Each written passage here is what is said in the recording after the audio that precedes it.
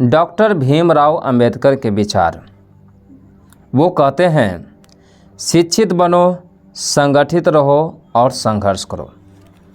हम आदि से अंत तक भारतीय हैं।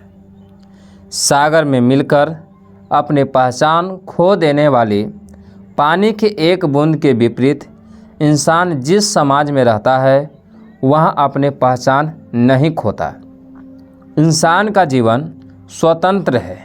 वो सिर्फ समाज के विकास के लिए नहीं पैदा हुआ है, बल्कि स्वयं के विकास के लिए पैदा हुआ है। पति पत्नी के बीच का संबंध घनिष्ठ मित्रों के संबंध के समान होना चाहिए। जीवन लंबा होने के बजाय महान होना चाहिए। हिंदू धर्म में विवेक, कारण और स्वतंत्र सोच के विकास के लिए कोई गुंजाइश नहीं है।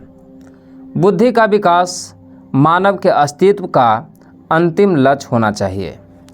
मनुष्य एवं उसके धर्म को समाज के द्वारा नैतिकता के आधार पर चयन करना चाहिए। अगर धर्म को ही मनुष्य के लिए सब कुछ मान लिया जाएगा तो किन्हीं और मानकों का कोई मूल्य नहीं रह जाएगा। एक सफल क्रांति के लिए सिर्फ असंतोष का होना ही काफ़ी नहीं है, बल्कि इसके लिए न्याय, राजनीतिक और सामाजिक अधिकारों में गहरी आस्था का होना भी बहुत आवश्यक है।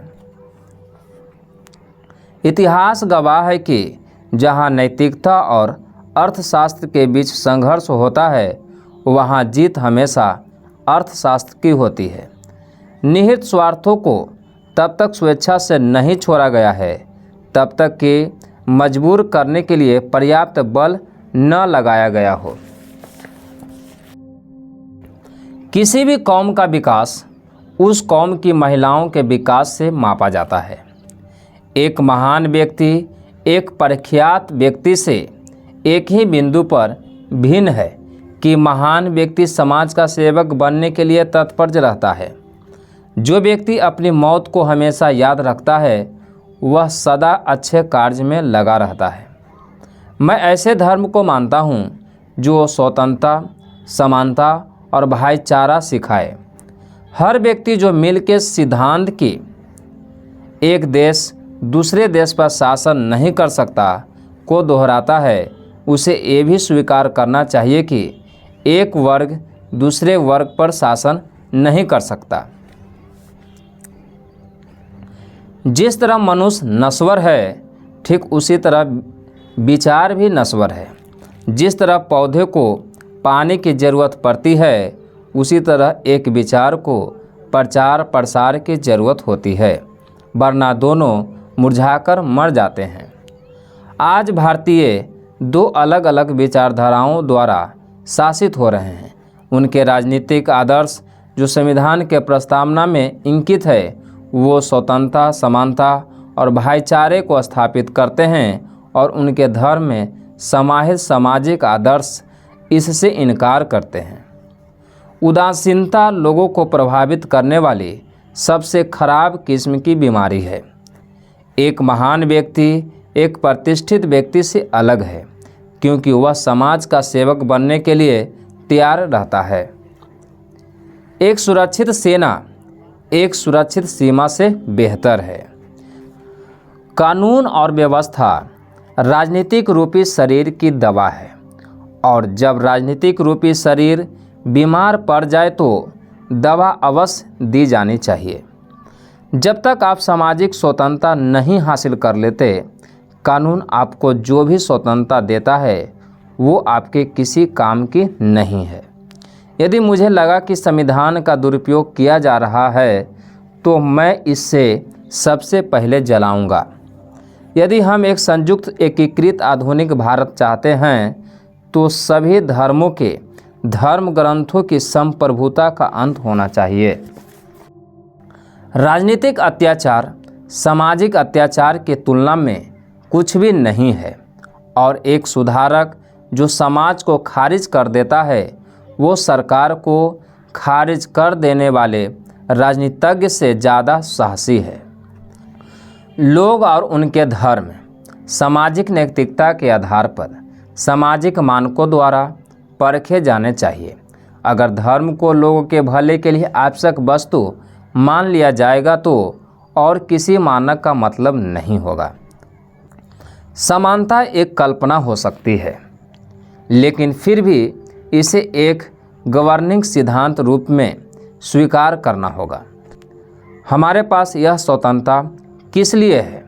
हमारे पास यह स्वतंत्रता इसलिए है ताकि हम अपने सामाजिक व्यवस्था जो असमानता, भेदभाव और अन्य चीज़ों से भरी है, जो हमारे मौलिक अधिकारों से टकराव में है, को सुधार सकें।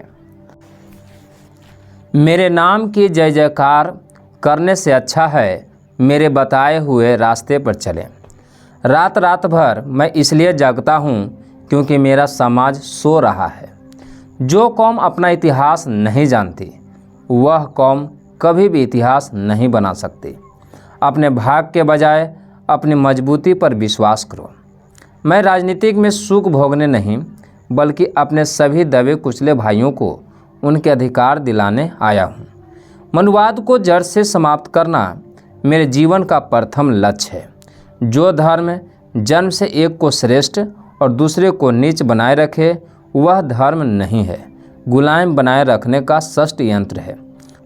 राष्ट्रवाद तभी औचित्य ग्रहण कर सकता है जब लोगों के बीच जाति, नस्ल या रंग का अंतर भुलाकर उसमें सामाजिक भ्रातृत्व को सर्वोच्च स्थान दिया जाए। मैं तो जीवन भर कार्य कर चुका हूँ, अब इसके लिए नौजवानों को आगे आएं। अच्छा दिखने के लिए मत जियो बल्कि अच्छा बनने के लिए जियो। जो झुक सकता है वह सारी दुनिया को झुका भी सकता है। लोकतंत्र सरकार का महज एक रूप नहीं है। एक इतिहासकार सटीक, ईमानदार और निष्पक्ष होना चाहिए। संविधान यह एकमात्र वकीलों का दस्तावेज नहीं है, यह जीवन का एक माध्यम है। किसी का भी स्वाद बदला जा सकता है, लेकिन जहर को अमृत में परिवर्तित नहीं किया जा सकता। न्याय हमेशा समानता के विचार को पैदा करता है। मन की स्वतंत्रता ही वास्तविक स्वतंत्रता है। इस दुनिया में महान प्रयासों से प्राप्त किया गया को छोड़कर और कुछ भी बहुमूल्य नहीं है। ज्ञान व्यक्ति के जीवन का आधार है। शिक्षा जितनी पुरुषों के लिए आवश्यक है उतने ही महिलाओं के लिए। महात्मा आए और चले गए, परंतु अछूत अछूत ही बने हुए हैं। स्वतंत्रता का रहस्य साहस है और साहस एक पार्टी में व्यक्तियों के संयोजन से पैदा होता है। समानता कोई स्मृतिकार कभी ये बात नहीं बताता कि आपके सिद्धांत क्यों है और कैसे है। मैं किसी समुदाय की प्रगति को महिलाओं ने जो प्रगति हासिल की है उससे मापता हूँ। जाति कोई ईंटों की दीवार या कोई कांटों का तार नहीं है जो हिंदुओं को आपस में मिलने से रोक सके। जाति एक धारणा है जो मन की एक अवस्था है। एक सफल क्रांति के लिए सिर्फ असंतोष का होना ही काफ़ी नहीं है, बल्कि इसके लिए न्याय, राजनीतिक और सामाजिक अधिकारों में गहरी आस्था का होना भी बहुत आवश्यक है। राजनीतिक अत्याचार सामाजिक अत्याचार की तुलना में कुछ भी नहीं है और जो सुधारक समाज की अवज्ञा करता है वह सरकार की अवज्ञा करने वाले राजनीतिज्ञ से ज़्यादा साहसी है। हमें अपने पैरों पर खड़े होना चाहिए। अपने अधिकारों के लिए लड़ना है तो अपनी ताकत और बल को पहचानो, क्योंकि शक्ति और प्रतिष्ठा संघर्ष से ही मिलती है। हमारे पास यह आज़ादी इसलिए है ताकि हम उन चीज़ों को सुधार सके जो सामाजिक व्यवस्था, असमानता, भेदभाव और अन्य चीज़ों से भरी है, जो हमारे मौलिक अधिकारों के विरोधी है। कानून और व्यवस्था राजनीतिक शरीर की दवा है और जब राजनीतिक शरीर बीमार पड़े तो दवा जरूर दी जानी चाहिए। जब तक आप सामाजिक स्वतंत्रता नहीं हासिल कर लेते, कानून आपको जो भी स्वतंत्रता देता है वो आपके लिए बेईमानी है। निहित स्वार्थ को तब तक स्वेच्छा से नहीं छोड़ा गया है जब तक कि मजबूर करने के लिए पर्याप्त बल न लगाया गया हो। एक सफल क्रांति के लिए सिर्फ असंतोष का होना पर्याप्त नहीं है। जिसकी आवश्यकता है वो है न्याय एवं राजनीतिक और सामाजिक अधिकारों में गहरी आस्था। धर्म में मुख्य रूप से केवल सिद्धांतों की बात होनी चाहिए, यहाँ नियमों की बात नहीं हो सकती।